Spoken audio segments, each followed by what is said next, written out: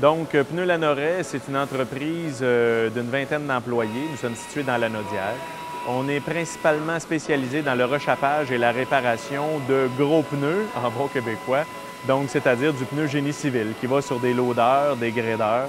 Ça peut être de la machinerie agricole, aussi du pneu industriel, et on va même jusqu'à réparer du pneu minier, là, des mastodontes de 13 pieds et demi de diamètre, 8000 livres. Bien, la transition, dans notre cas, ça a pris 1 an. Puis ça s'est très, très bien fait. Là. Écoutez, puis même encore aujourd'hui, M. Saint-Jean, qui est l'ancien propriétaire, et je le rencontre assez régulièrement avec des questions que je lui pose, aussi certaines fois juste pour avoir son opinion, pour valider.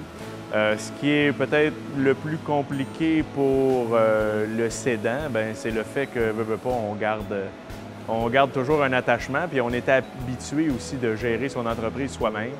Alors là, après, il faut être capable de laisser les rênes.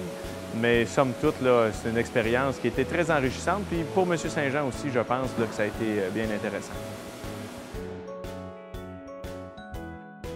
Moi, je vous dirais, en tant qu'acheteur, donc c'était de trouver une entreprise. Moi, principalement, je cherchais une entreprise manufacturière, pas nécessairement dans le domaine du pneu. C'était pas le domaine d'où moi je venais. Étant cadre chez Bell Canada, dans le fond, moi, j'étais principalement spécialisé en télécommunications, mais aussi en gestion de production, en gestion de projet. Donc, de trouver l'entreprise en question quand on est acheteur, c'est vraiment pas évident.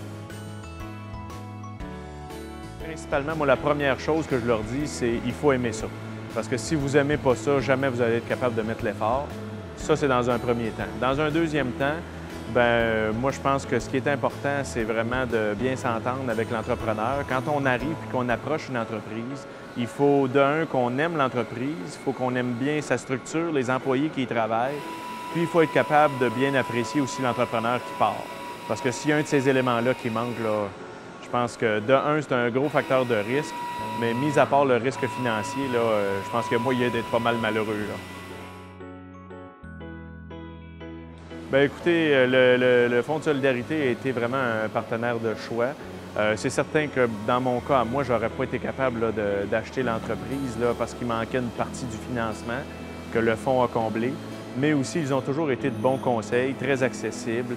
Ils ont participé à la vérification diligente aussi. Puis depuis ce temps-là, moi, je me sers un peu du fonds puis des représentants comme une caisse de résonance.